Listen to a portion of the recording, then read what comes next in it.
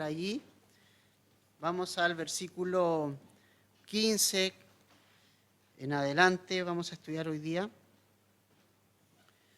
Vamos al versículo 15 hoy.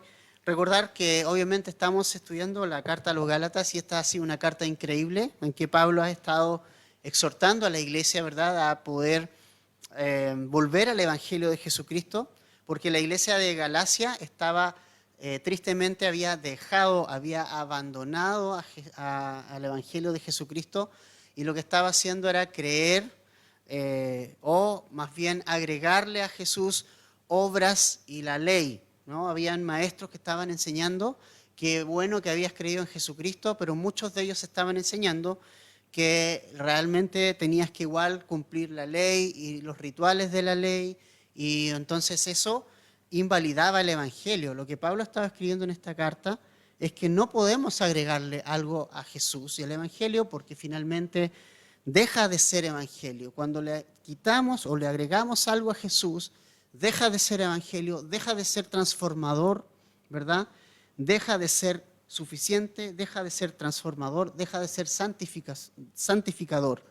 Es decir, a través del Evangelio, de la gracia de Jesús, solamente podemos ser salvos, estar completos, ser transformados por el Espíritu Santo y ser santificados por el Espíritu Santo, no a través de las obras que nosotros hayamos hecho.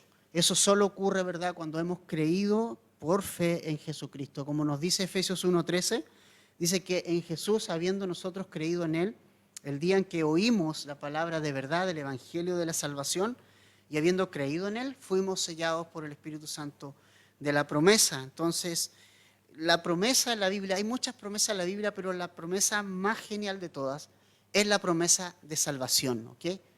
Esa es la principal promesa, porque podemos tener todo lo demás, pero sin salvación realmente nos falta todo.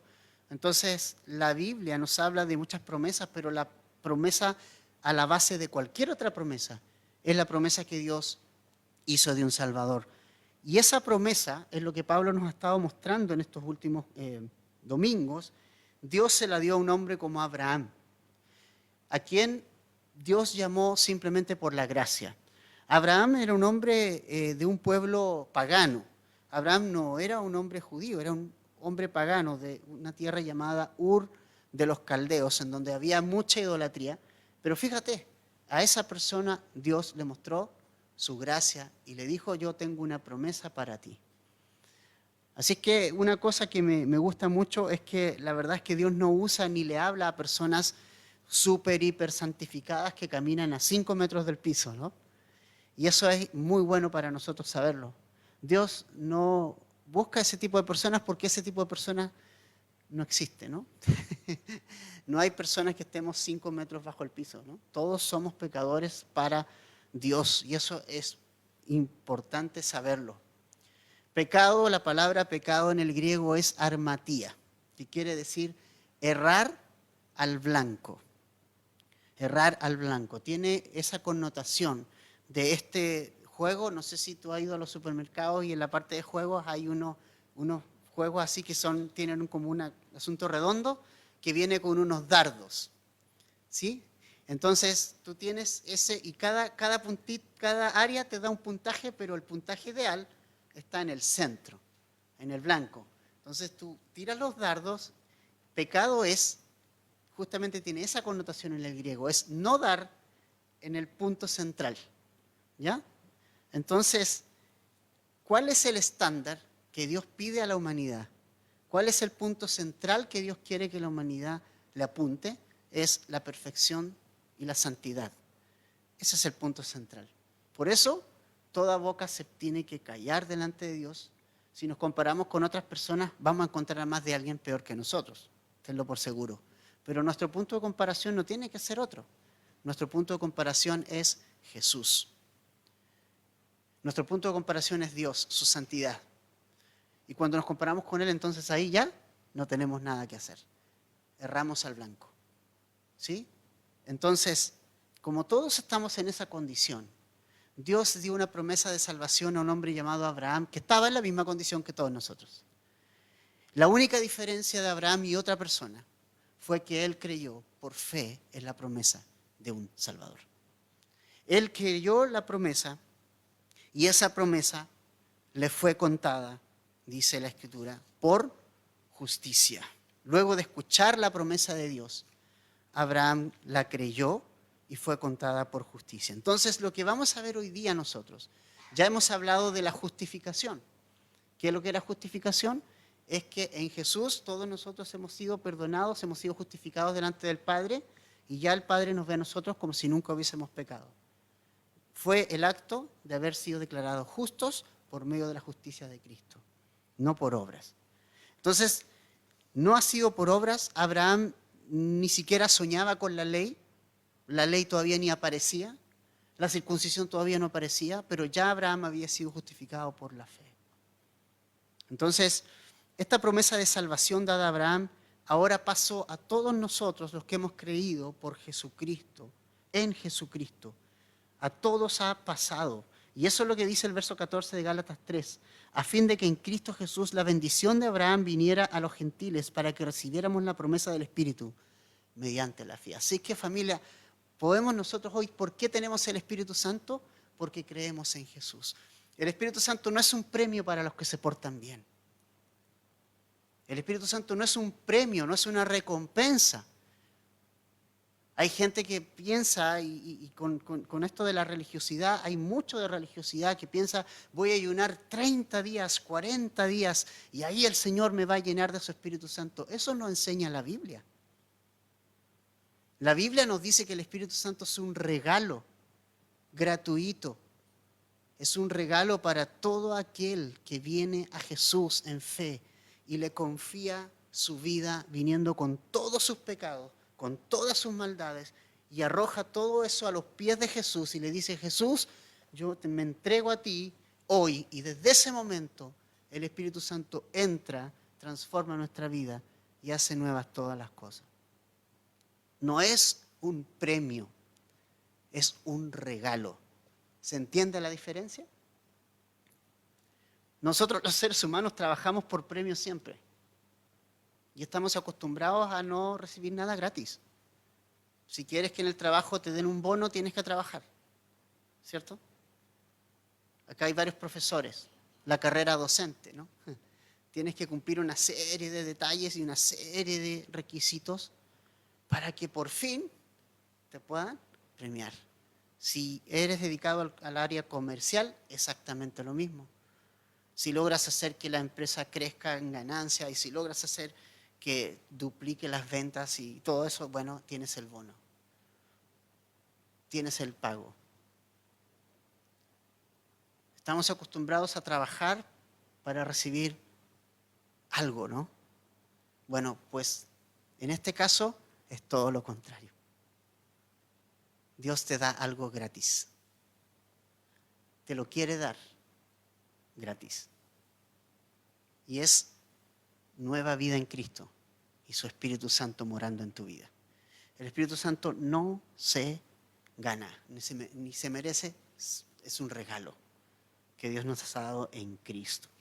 Ahora la pregunta que nos hacemos, bueno, si la ley no salva, entonces, ¿para qué Dios hizo todo el show de llamar a Moisés, de escribir los mandamientos, no solamente los mandamientos, sino que además todos los otros leyes de Levítico? ¿Has leído Levítico? Hay un montón de leyes. O sea, no solamente los 10 mandamientos. ¿Para qué todo ese show? ¿Para qué? ¿Cuál es el propósito entonces? Si finalmente la ley no iba a salvar. Eso es lo que Pablo nos va a enseñar ahora, familia. Mire lo que dice el verso 15 de Gálatas 3. Hermanos, hablo en términos humanos. Un pacto, aunque sea humano, una vez ratificado, nadie lo invalida ni le añade condiciones. Ahora bien, las promesas fueron hechas a Abraham y a su descendencia. No dice y a las descendencias, como refiriéndose a muchas, sino más bien a una y a tu descendencia, es decir, Cristo. Es decir, familia, entonces, aquí Pablo nos está ubicando en la escena, ¿no? La promesa a Abraham fue dada a la descendencia, ¿sí? En singular, no plural.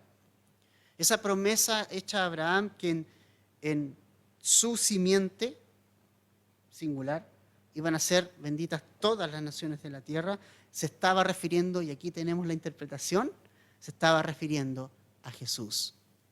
A Jesús. ¿Y sabes qué? Abraham entendió eso y lo creyó por fe. Jesús estaba discutiendo con los fariseos en una oportunidad. Y Jesús les dijo a los fariseos, antes de que Abraham fuese, yo soy. ¿Se acuerdan? ¿Qué le respondieron los fariseos? ¿Qué le respondieron los religiosos? Respondieron, oye, no tienes ni 30 años. ¿Y cómo has visto a Abraham? Jesús le contrarresponde y le dice, Abraham vio mi día y se gozó de ver mi día. ¿Qué día? Esa es una buena pregunta. Abraham vio, observó que realmente Jesús estaba viniendo a este mundo.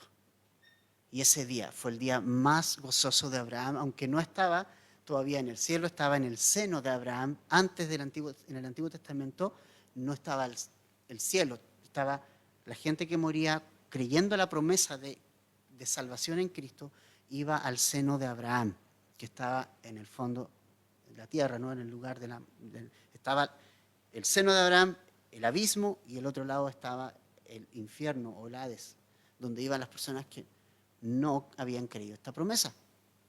Entonces, Abraham estuvo esperando toda su vida por ese momento en que Jesús viniera a este mundo a salvar lo que se había perdido.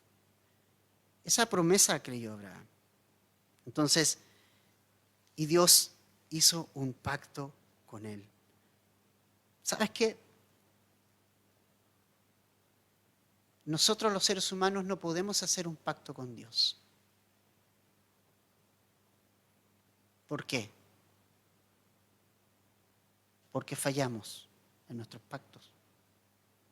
Porque no somos infalibles. Por eso es Dios el que hace un pacto con el hombre.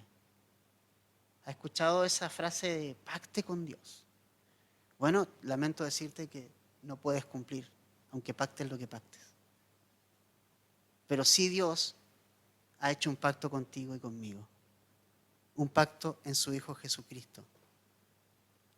Un pacto diciéndonos, mira a mi Hijo y yo te voy a dar vida eterna y te voy a transformar.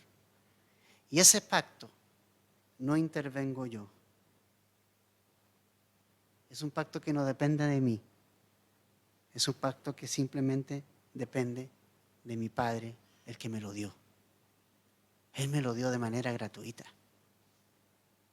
Y mira lo que dice acá Pablo. Dice que nosotros los seres humanos, aunque somos hombres y somos personas que no guardamos nuestra palabra muchas veces, somos capaces a veces de cumplir un contrato, por ejemplo. O sea, ¿cuánto más Dios va a cumplir su promesa de salvación si Él ha dicho que va a ser así? Si finalmente Dios cumple sus promesas. ¿Cuánto más Dios va a hacer efectiva esa promesa de salvación dada a Abraham? ¿Cuánto más Dios va a cumplir lo que dijo en el pasado?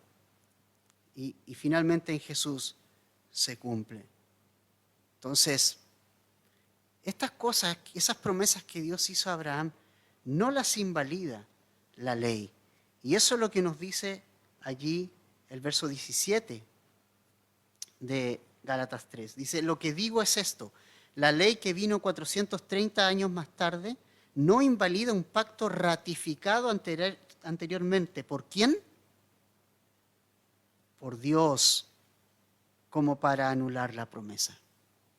Fíjate algo, o sea, la ley que vino 400 años, más de 400 años después, 430 años después de la promesa que Dios hizo a Abraham, 430 años después, no puede invalidar una promesa que se hizo por Dios. Porque de lo contrario Dios sería alguien que miente y Dios no miente. Y lo que Dios promete, lo cumple. Y me gusta porque Pablo dice aquí que fue un pacto ratificado ¿por quién? No por Abraham. Abraham no ratificó nada. De hecho, ni siquiera firmó el pacto Abraham. ¿Sabe quién firmó el pacto? Lo firmó Dios mismo. Él fue el único que pasó por entre los animales, por esa especie de acto que había ahí, fue el único que pasó para firmar el pacto, no pasó Abraham. Abraham, este es el pacto que tengo contigo, pero tú no lo firmas, lo voy a firmar yo, porque depende de mí, no depende de ti. Y entonces, ¿qué hizo Abraham? Simplemente creyó. No es algo que Abraham está firmando, es algo que Dios firmó. Este nuevo pacto, familia, fue firmado por la sangre de Jesús. Entonces, ¿depende de quién? De Jesús. No depende de mí. Mi parte es creer. Mi parte es poner mi fe y mi confianza total en que Jesús es el Salvador. Esa es mi parte. Yo creo eso y me aferro a eso y ahora sigo a Jesús. Pero la promesa de salvación es una promesa verdadera y real. Dios me da vida eterna, no me da vida medio eterna. Me da vida eterna, total, completa, por haber creído en Él. Y no lo invalida ni la ley, ni la circuncisión que vino 430 años después. No hay ninguna condición que Dios haya puesto a Abraham para que la promesa fuera efectiva. El creerla ya la hizo efectiva. ¿Entiendes? Y es lo mismo para hoy. Juan, el Evangelio de Juan 1, 12, 13 y 14. Bueno, Juan nos dice que a los suyos vino, los suyos no le recibieron, pero a todos los que le recibieron, a los que creen en su nombre, le dio la potestad, les dio el derecho de ser llamados hijos de Dios. A pesar de que esa luz fue rechazada por el hombre. Dijo que a los suyos vino y los suyos no. Le recibieron. Pero a los que le recibieron, a los que sí creen en Él, le dio ese derecho de llamarse hijos de Dios. Solo por creer, solo por poner su fe en Él. Así que hay muchos errores que muchas veces cometemos. A veces decimos, mira, a veces conversa uno con gente, con personas que no conocen al Señor y dice, bueno, yo primero voy a dejar esto para poder acercarme a Dios. ¿Has escuchado eso? O tal vez uno mismo lo dijo en algún momento. Voy a dejar de fumar y ahí tal vez pueda acercarme a Dios. O voy a dejar esto y tal vez ahí pueda considerar algo. El Señor dice, ven, cree en mí. Él va a quitarte esas cosas. Tú no tienes el poder para hacerlo. Por eso tenemos que confiar completa y totalmente en la persona de Jesús. Él viene y transforma nuestra vida. Yo recuerdo, había un hermano en Santiago, bueno, que iba a la iglesia, todavía llegaba con su cajetilla de cigarrillos aquí. Probablemente si llegaba a una iglesia como más tradicional, lo iban a echar afuera, o sea, era claro. Pero ahí iba, ¿no? Y de repente hasta se le caía la cajetilla dentro de la iglesia. ¿Ya? Pero era interesante porque nosotros sabíamos algo, que Dios iba a hacer algo. O sea, yo no soy el Espíritu Santo, ¿sí? Yo no soy el Espíritu Santo. Por más que intente cambiar a alguien, yo no voy a lograr cambiar a nadie, pero esa obra sí la puede hacer el Espíritu Santo. Esa persona hoy día es pastor. Con los años, con el tiempo y escuchando la palabra de Dios, el Espíritu Santo trató eso en su corazón y él un día X determinó de que eso era algo que no le beneficiaba en su relación con el Señor y finalmente lo dejó. Pero no hay condición para venir a Jesús. Venimos a Jesús porque justamente no podemos. Venimos a Jesús porque justamente somos esclavos del pecado y por eso vengo a Jesús, porque Él me puede liberar. Yo no me puedo liberar. Así que la próxima vez que alguien te diga, sí, pero es que primero tengo que dejar esto, Dios no te dice que dejes eso, pero sí Dios te dice, cree en mi Hijo Jesucristo. Y serás salvo. Es una promesa sencilla y simple en la persona de Jesucristo, de creer. Y Él pone su espíritu ahí entonces, y su espíritu hace la obra. ¿Te fijas? Pero está esa cosa, ¿no? Esa cosa de que voy a trabajar por esto. Y Dios le dice, no, cree en mí. Y comienza esa relación viva con el Señor, no legalista con el Señor. Esa relación viva con Él. De que Él va tratando tu corazón, en que Él va con su Espíritu Santo moldeando tu vida, en que Él va quitando las cosas, Él va limpiando esas ramas que están medias quemaditas, medias malas, y las vas quitando y limpiándote para que puedas llevar el fruto en su tiempo. Él lo va a hacer. Mientras tú estás en la palabra, estás en la oración, te estás congregando con los hermanos, mientras haces esas cosas, el Señor te va haciendo algo en tu vida. Pero la promesa de salvación, familia, basta con creerla y es efectiva. Solo basta con eso. No hay letras chicas. Nada de letras chicas. El que cree en mí.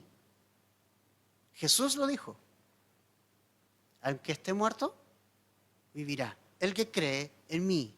De su interior correrán ríos de agua viva. El que cree en mí. El que cree en mí. Y ya. No hay requisito. Solo poner nuestra fe en Él. Y es efectivo. ¿Por qué no hay ríos de agua viva en tu corazón? Porque tal vez estás viviendo una vida religiosa. Porque dependes de tus fuerzas. Porque la estás tratando de ganar a ñeque. Y no has descansado en la obra que Jesús hizo por ti. Que Jesús te ama y te amó tanto que dio lo que dio, todo de Él, para que tú puedas tener el gozo de tener salvación. Simplemente así como eres. Cada persona que Jesús llamó en el Nuevo Testamento estaba en sus pecados. Mateo, ¿qué estaba haciendo? Sentado en el banco de los tributos públicos, robando, porque los publicanos eran ladrones. Y Dios lo llamó, ven.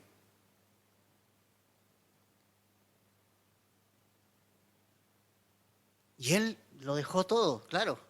Para creer en Jesús es necesario abandonar todas mis creencias antiguas. Todas, incluida mi religión.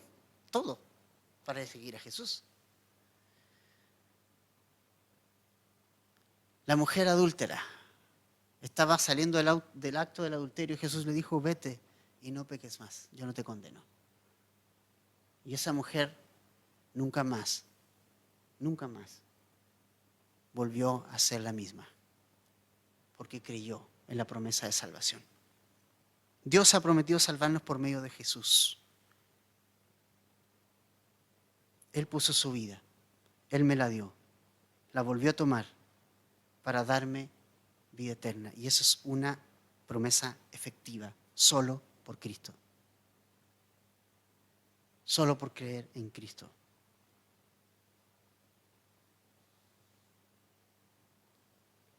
¿Sabes qué? El padre de la fe, Abraham, dudó. Y en Génesis 15, en el verso 8, incluso él dijo, Señor, ¿en qué conoceré que he de heredar esa tierra? O sea, hubo duda. ¿Para qué hablar del lío que armó con Agar, ¿no? Con su sierva? O sea, vemos en Abraham un hombre que cometió una serie de errores aún después de haber creído por la fe. Pero eso no invalidó la promesa de Dios. ¿No es genial?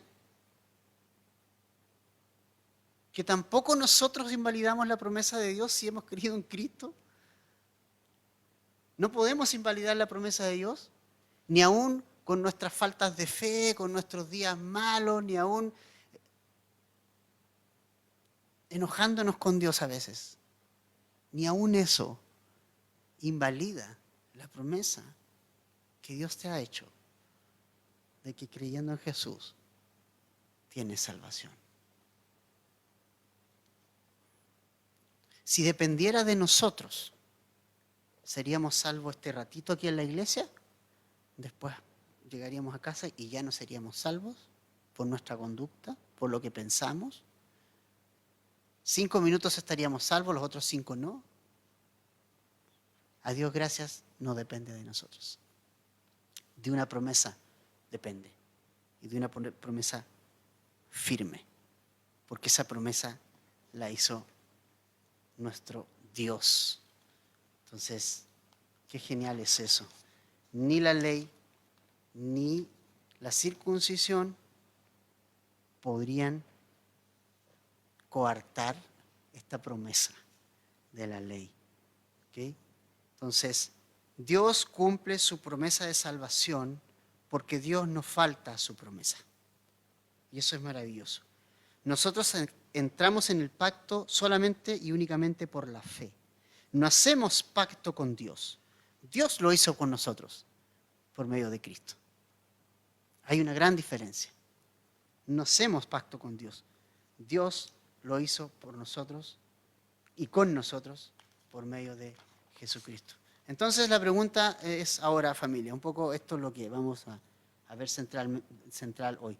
Entonces, bueno, si la ley no puede invalidar la promesa, entonces la pregunta es, la pregunta del millón, ¿para qué la ley?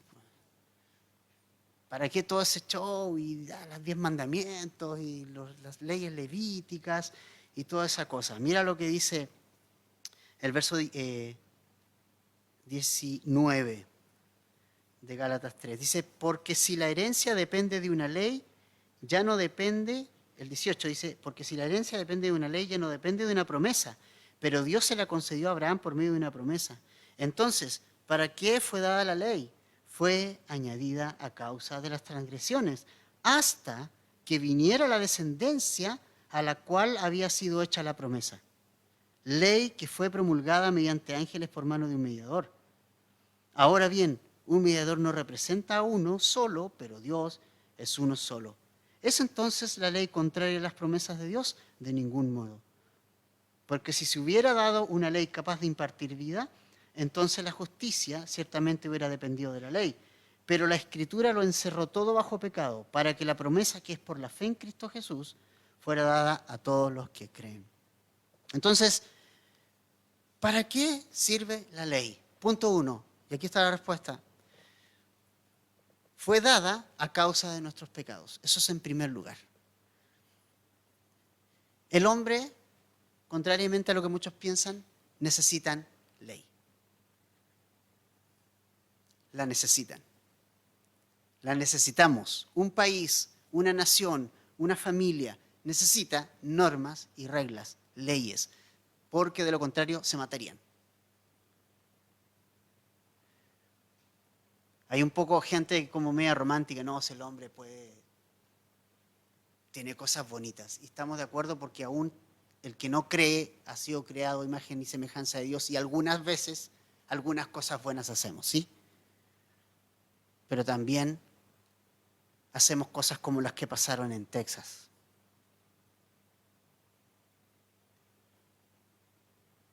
Pero también hay niños del Sename entregados al comercio sexual.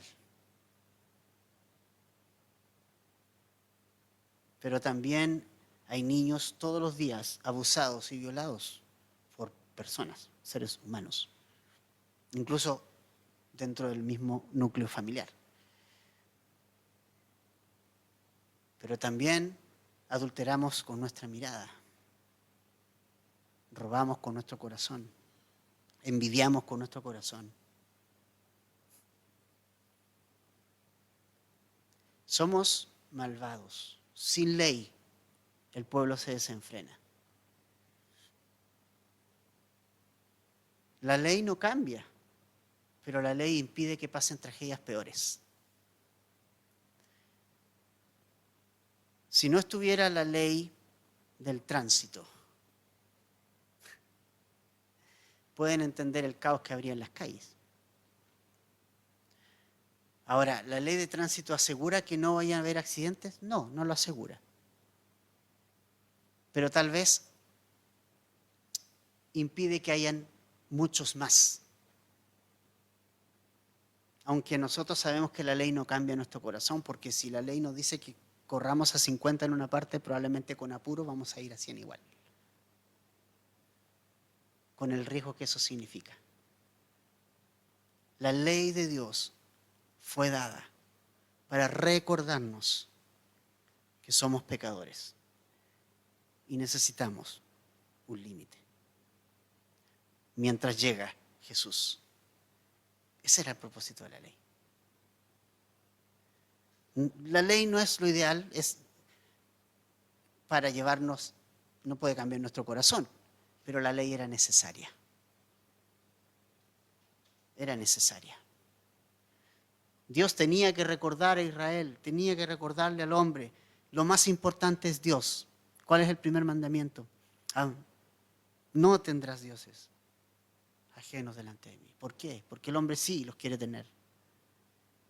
Y si no nos recordara esa ley que no tenemos que tener dioses delante de ti, el hombre se había desenfrenado más de lo que se desenfrenó en el Antiguo Testamento y en este mundo. Si Dios no hubiera dicho no hurtarás, el hombre hubiera hurtado mucho más de lo que ya hemos hurtado a través de nuestra historia.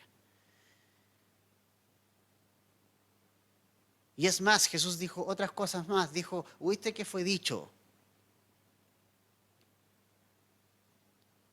Amarás a tu amigo, pero aborrecerás a tu enemigo. Y Jesús dijo, pero yo les digo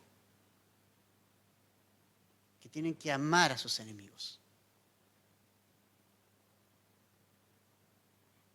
Jesús dijo que los mandamientos se resumían en dos simples frases. Amarás al Señor y a tu prójimo como a ti mismo. Es decir, primero arreglo mi situación con Dios y al arreglar mi situación con Dios va a estar arreglada mi situación con el prójimo.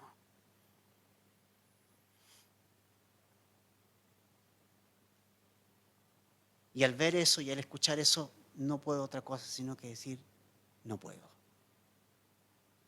No estoy capacitado para hacer eso. Y la ley tenía ese objetivo. Aclararnos que Dios es santo. Porque miremos los 10 mandamientos. ¿Alguien está en desacuerdo con los 10 mandamientos? ¿Alguien puede estar en desacuerdo con ese estilo de vida? ¿No es perfecto eso? Bueno, así es Dios. Esa es la santidad de Dios. El problema no era la ley. La ley es santa, es justa, es buena, pero nos vino a mostrar que el problema éramos nosotros, no la ley.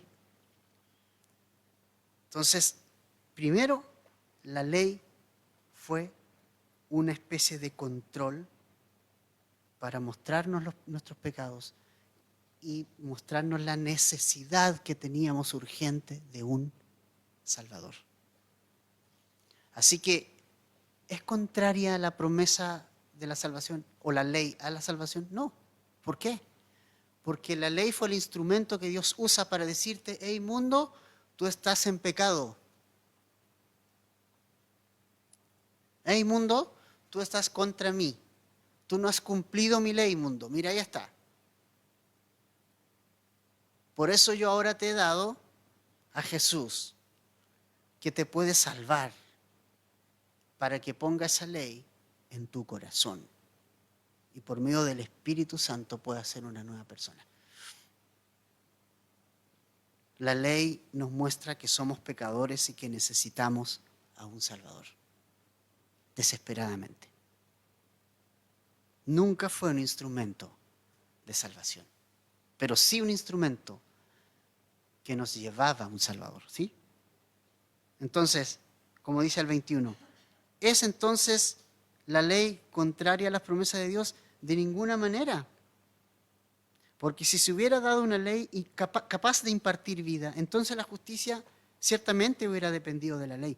Pero la Escritura lo encerró todo bajo pecado para que la promesa, que es por la fe en Cristo, fuera dada a todos los que creen.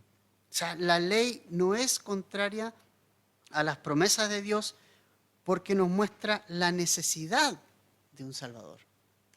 Por eso no es contraria a las promesas de Dios. Por eso la ley. Por eso se trajo la ley. Por eso Dios mostró la ley. Como la ley revela el pecado en cada uno de nosotros, esa ley también nos lleva y nos guía a confiar en la promesa de salvación en Cristo Jesús. Y nos muestra la necesidad de la gracia en Cristo.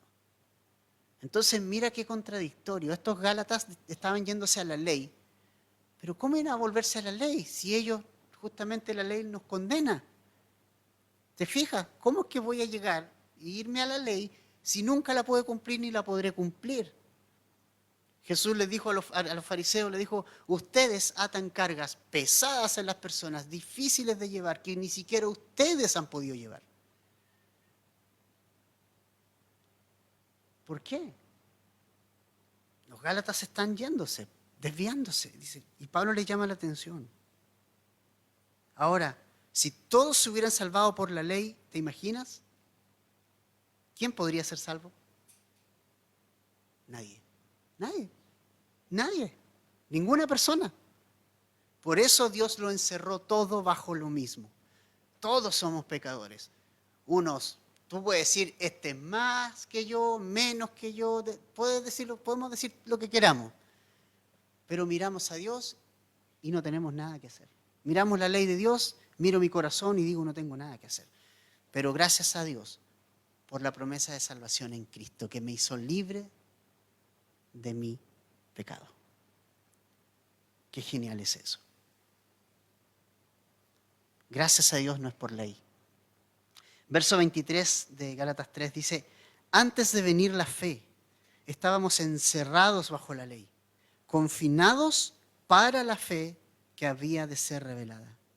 De manera que la ley ha venido a ser nuestro ayo o nuestro guía para conducirnos a Cristo, a fin de que seamos justificados por la fe. Es decir, aquí tenemos otra confirmación de cuál es el papel y el rol de la ley. Nos dice que también era una especie de ayo en la Reina Valera. En la Nueva Biblia de las Américas dice guía. No sé qué dirá en otras, pero algo parecido. Un guardián. Un ayo era un tutor, una persona que se encargaba de la crianza de los niños hasta que los niños podían quedar bajo su propia responsabilidad.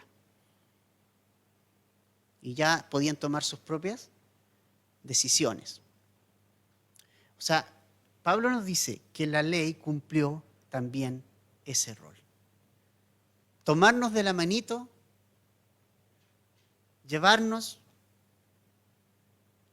por este camino a medida que crecíamos hasta que podíamos tomar una decisión por el Señor, hasta que Jesús vino a este mundo y ya podíamos ser lo suficientemente responsables para tomar una decisión de seguir o no seguir a Jesús.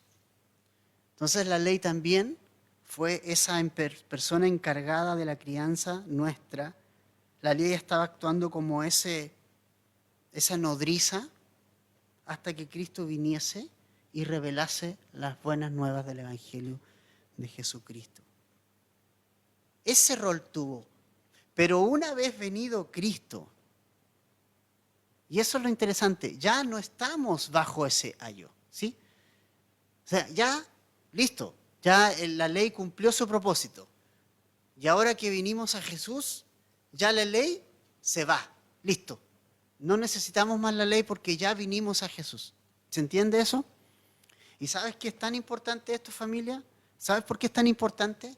Porque el Evangelio comienza antes de que Jesús me ama. Antes de decir Jesús me ama, tenemos que hablarle a las personas de una realidad. Y es que todos somos pecadores. Podemos justificar mucha gente. Y eso también tenemos que tener cuidado. Pero es que, mira, es que esta persona, su padre fue alcohólico y pobrecito. O sea, igual es alcohólico. Sí, puede haber muchas justificaciones. Y hay personas que están en sus delitos y pecados por el ambiente en el que les tocó vivir. Ya estamos de acuerdo. Pero ¿sabes qué? Cada uno de nosotros tenemos nuestra propia responsabilidad. Y todos estamos en pecado. Todos. todos vamos a tener que tomar una decisión en algún momento de eso. Y decir, bueno, mi papá fue así, mi familia fue así, o qué sé yo, fui criado yo en un ambiente pagano, o qué sé yo. Pero toda responsabilidad la tengo yo, porque ya la ley me mostró mi condición. Entonces, el Evangelio parte ¿en qué? En que la ley de Dios no la puedo cumplir, que la ley de Dios me encuentra culpable, pero que ahora Jesús pagó por mí. La gente me pregunta y a veces te pregunta, necesito un Salvador. ¿Qué Salvador? ¿Para qué? ¿Un Salvador de qué? Y aquí está la respuesta.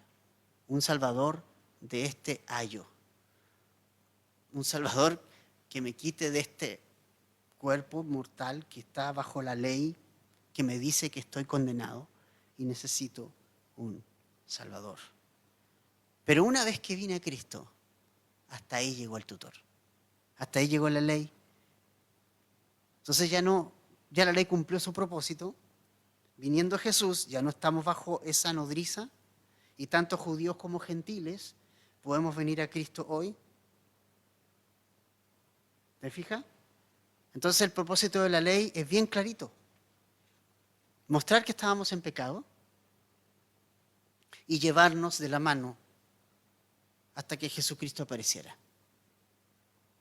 Pero una vez que vino Cristo y una vez que yo pongo mi fe en Cristo, ya no pesa la ley sobre nosotros. Porque Cristo se hizo maldición por nosotros, para que nosotros fuésemos hechos en Él hijos de nuestro Padre Celestial. Qué genial regalo nos ha dado el Señor. La ley cumplió su propósito cuando vinimos a Jesús por la fe. Hasta ahí llegó la ley. Pero cuando ya vinimos a Jesús, ahora estamos bajo el régimen libre y poderoso del Espíritu Santo.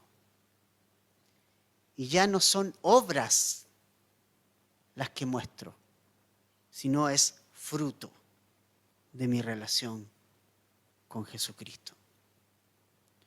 Es muy distinto las obras de los frutos. Chuck Smith lo graficaba con algo bien hermoso. Él decía que los cristianos teníamos que ser un jardín y no una fábrica.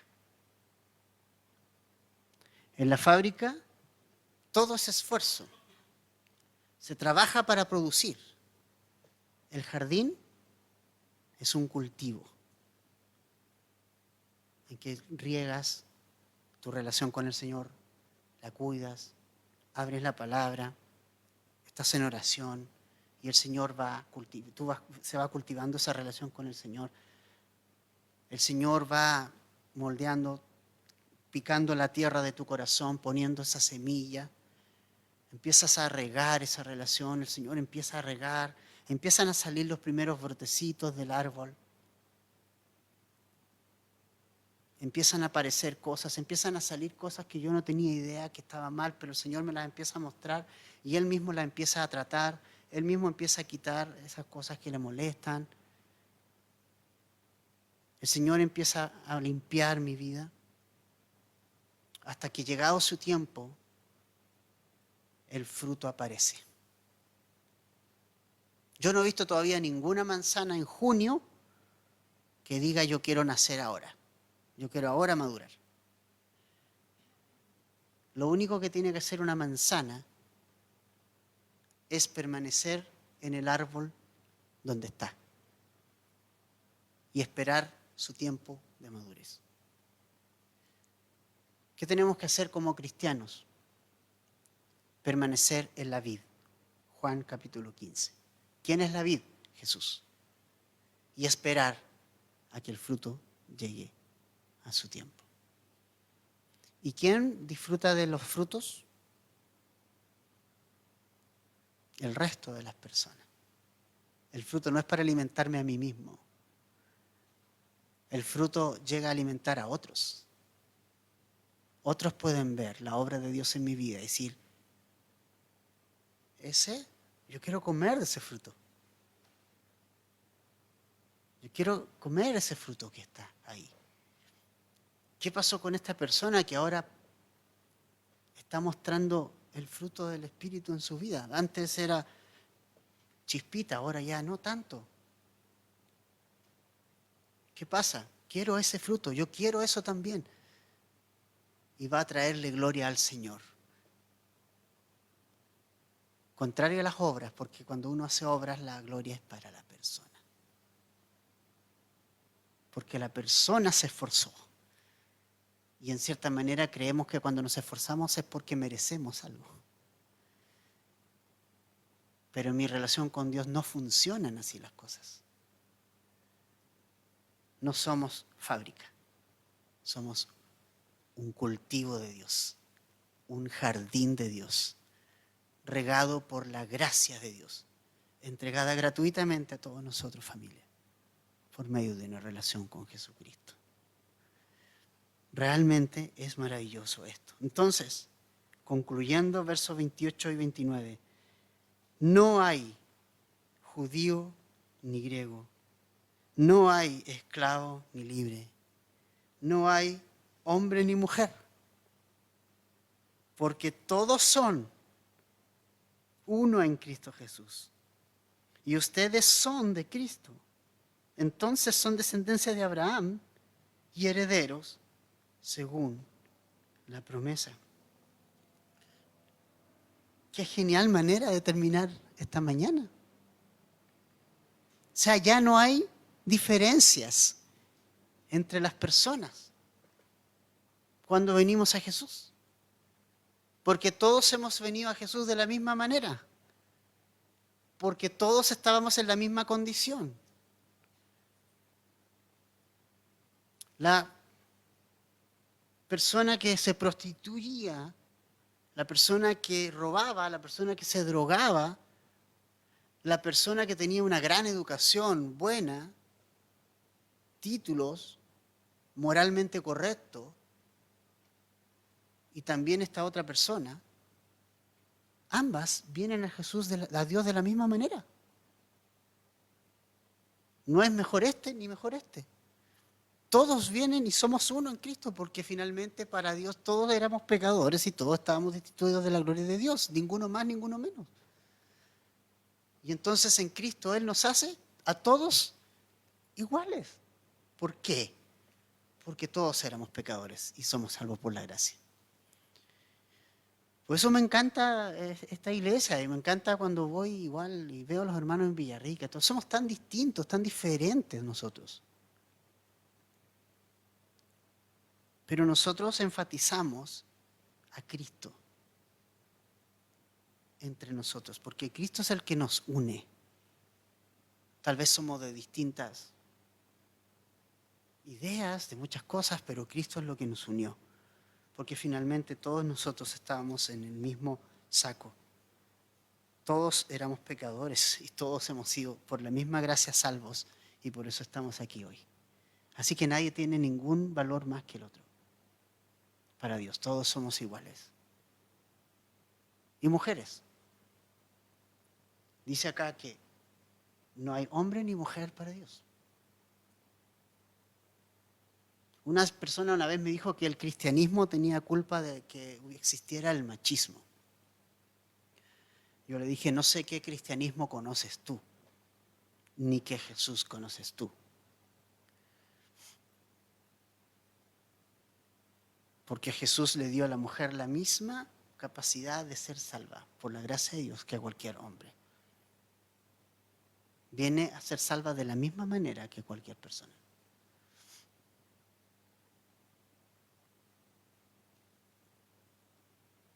Tampoco la Biblia nunca nos habla de un maltrato hacia ella. Si hay algo que Dios cuida es el trato a la mujer, porque al esposo le dice que la debe amar como Cristo amó a la iglesia. En eso no hay machismo. El rollo es que cada uno tiene su rol, que es distinto. Ahora cuando ya no quieres tener tu rol, bueno, ya, derechamente estar contra Dios. Pero para Dios, todo el mundo, todo puede venir tener salvación de la misma manera. Todos, cualquiera. Cualquier persona puede venir y alcanzar esta promesa. Entonces, familia, nunca olvidemos algo. Hay una ley. Hay una ley que sí es santa, justa. Hay una ley de Dios. Esa ley de Dios nos dice que tú y yo hemos pecado. Pero hay una promesa también, que fue dada antes de la ley. Y esa promesa era que en Cristo podíamos alcanzar salvación, justificación, santificación en Cristo. Y la ley no invalidó esa promesa. Gloria a Dios por eso. Simplemente la ley nos confirmó que necesitábamos ese Salvador. Y nos llevó de la manito hasta que pudiésemos tomar esa decisión. Familia, tal vez, no sé si lo has pensado últimamente, pero te lo recuerdo. Dios te ama. Dios te ama. Pero te ama. Tal vez es algo en lo que no piensas mucho, pero debe ser la base de tu vida.